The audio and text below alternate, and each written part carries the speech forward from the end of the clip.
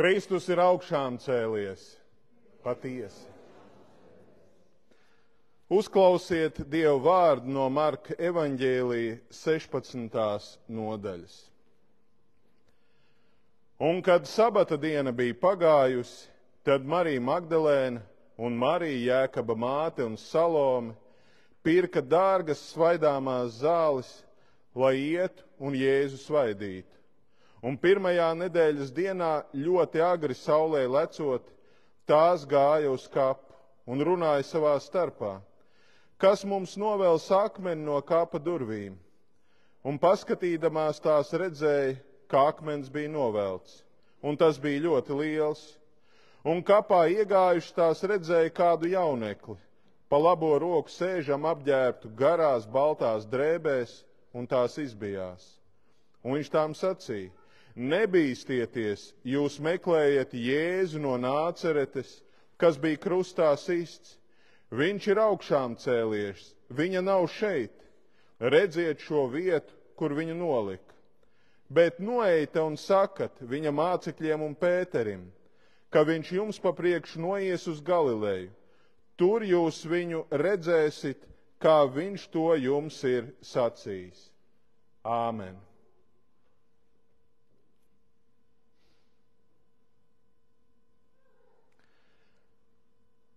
Mīļais Kungs un Dievs, debes Tēvs, mēs Tevi piesaucam, mēs Tevi lūdzam.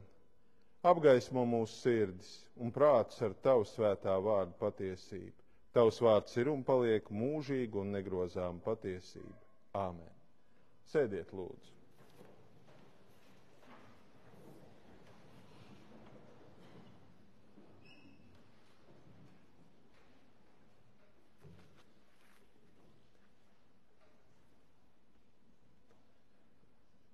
Bībelē ir 4 evaņģēliji, un visos šajos evaņģēlijos ir daudz, kas no tā, ko Jēzus ir sacījis.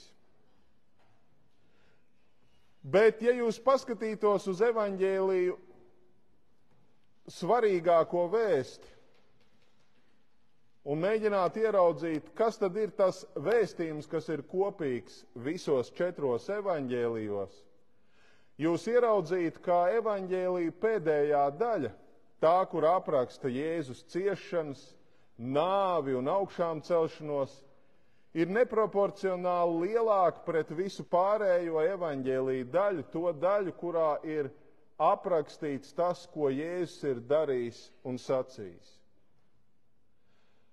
Un tas nav tāpat vien, tas ir tādēļ, lai mēs ieraudzītu svarīgāko vēsti, ko Jēzus mums ir vēlējies gan pateikt ar vārdiem, gan parādīt ar savu dzīvi, nāvi un augšām celšanos. Un visu to, ko Jēzus vēlējās pateikt, var izteikt tajos dažos vārdos, kur ir atrodami Jāņa evaņģēlijā un kur ir uz jūsu dziesmu lapiņas titullapas. Jēzus saka: es dzīvoju un jums būs dzīvot. Tas ir Jēzus apsolījums, tas ir Jēzus dotais iedrošinājums, tas ir Jēzus dotais mierinājums raugoties uz visu to, ko mēs redzam pasaulē. Es dzīvoju un jums būs dzīvot. Mēs daudz ko zinām par sevi, bet viena lieta, ko mēs zinām pilnīgi droši par sevi un par visiem citiem cilvēkiem, mēs zinām to, ka mēs esam mirstīgi.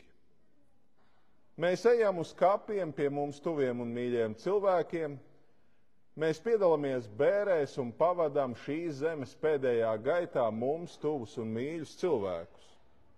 Un mēs zinām, kā beidzas cilvēka dzīve. Vismaz tā dzīves daļa, kas ir redzama šeit uz zemes. Cilvēka zemes dzīve parasti beidzas ar bērēm un kapu.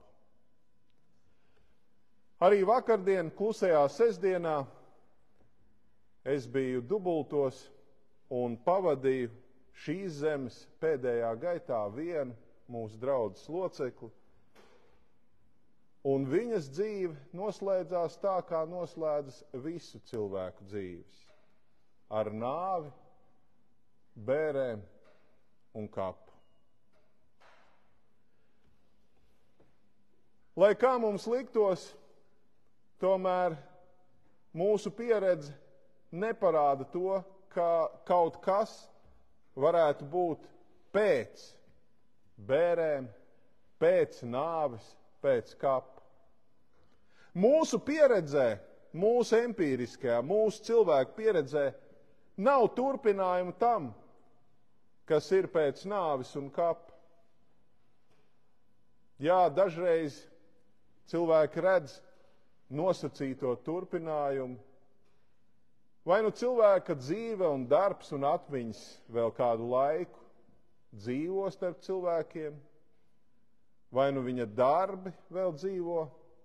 Bet, ja runa ir par pašu cilvēku, tas, ko mēs atrastu, arī tad, ja mēs atvērtu kapu, tur būtu pīšļi un trūdi. Tas ir tas, ko mēs redzam. Tas ir tas, ko mēs varam pārbaudīt empīriskā veidā. Jēzus mums piedāvā uzticēties viņam, atvērt savu sirdi ticībai un paskatīties pāri, paskatīties aiz. Paskatīties aiz nāves un kapa, paskatīties caur nāves un kapa tumsu un mēģināt saskatīt turpinājumu. Jā, mēs to mēģinām arī paši. Mēs mēģinām saskatīt cilvēku turpinājumu viņa pēcnācējos, bērnos un mazbērnos. Mēs mēģinām saskatīt cilvēka dzīves turpinājumu viņa darbos, visā, kas atgādina par viņu. Jēzus saka, nē. Turpinājums būs cilvēkam pašam. Turpinājums dzīvībā. Jo Kristus māca un saka, es dzīvoju un jums būs dzīvot. Kristus piedāvā mums ne vairāk un ne mazāk kā dzīvību pēc nāves, augšām celšanos no kapa. Turklāt Kristus par to ne tikai runā. Jā, svētajos rakstos, īpaši evaņģēlijos visos 4, Jēzus runā par nāvi un par dzīvību, par augšām celšanos. Daži viņam tic, daži nē. Bet Jēzus ne tikai runā par dzīvību, par dzīvības uzvaru pār nāvi, viņš ne tikai runā par augšām celšanos, bet, kā liecina visi 4 evaņģēliji, Jēzus apliecina, ka augšām celšanās ir reāla un īsta. Jēzus šos vārdus es dzīvoju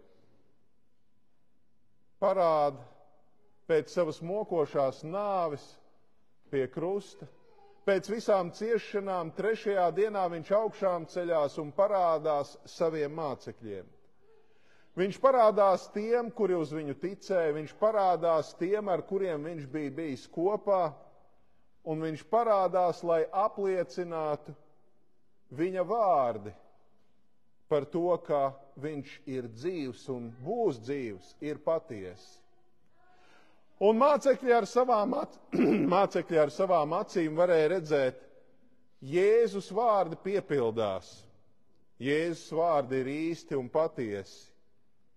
Es dzīvoju.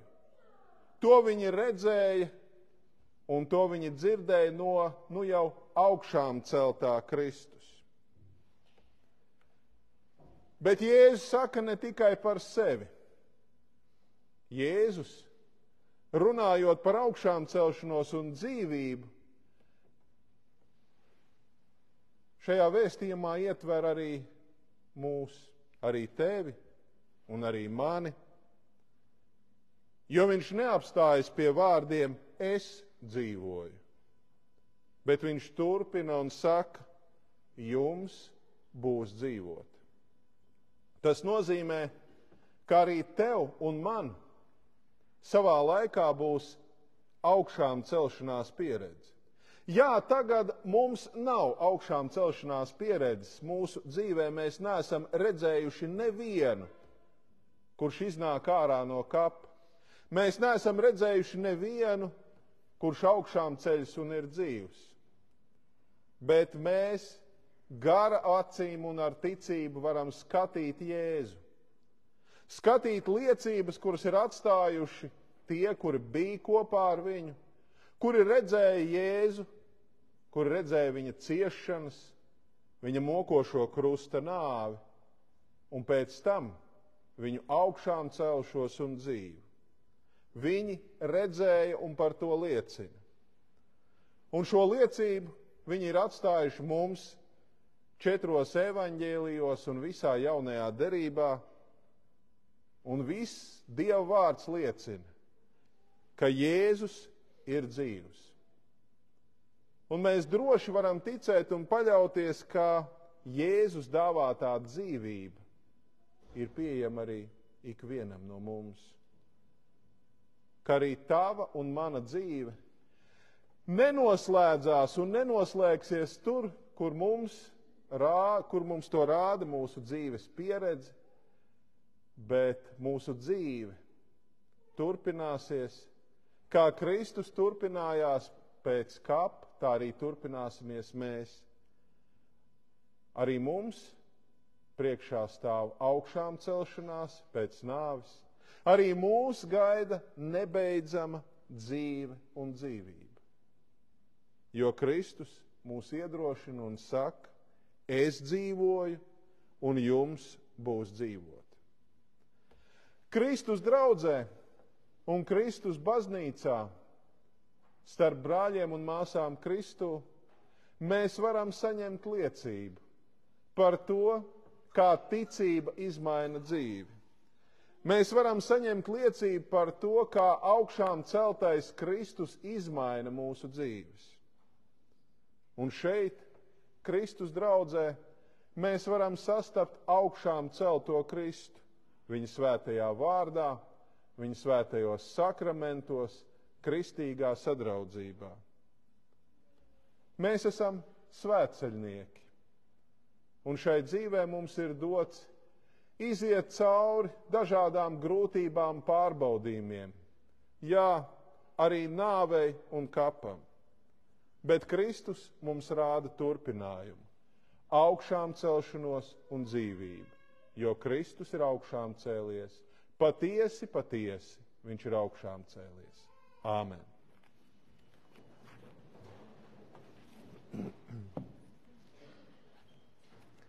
Apliecināsim vienprātīgi mūsu svēto un kristīgo ticību ar nīkais ticības apliecības vārdiem. Mēs ticam uz vienu Dievu Tēvu, visu valdītāju, debesis un zemes, visa redzamā un neredzamā radītāju, un uz vienu kungu Jēzu Kristu, Dieva vienīgo dēlu, pirms mūžīgiem laikiem no Tēva dzemdinātu, Dievu no Dieva, gaismu no gaismas, patiesu Dievu no patiesa Dieva, dzemdinātu nevis radītu, vienādu ar Tēvu būtībā, caur kuru viss ir radīts, kurš priekš mums cilvēkiem un mūsu pestīšanas labad nāca no debesīm un iemiesojās no svētā gara un jaunavas Marijas, un tapa cilvēks par mums sists krustā Ponsija Pilāta laikā, cietis un guldīts kapā, 3. dienā augšām cēlās saskaņā ar rakstiem, uzkāpa debesīs un sēž pie Tēva labās rokas, un godībā atkal nāks tiesāt dzīvos un mirušos, viņa valstībai nebūs gala. Un uz svēto garu, kungu un dzīvu darītāju, kas no Tēva un Dēla iziet, kas ar Tēvu un Dēlu līdzi pielūdzams un godājams, kas runājis caur praviešiem, un uz vienu svētu katolisku un apustulisku baznīcu mēs atzīstam vienu kristību uz grēku piedošanu un gaidām uz mirušu augšām celšanos un dzīvi mūžībā, kas nāk. Āmen.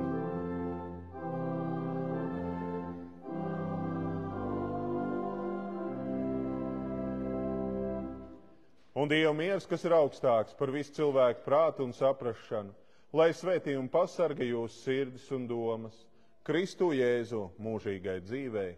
Āmen.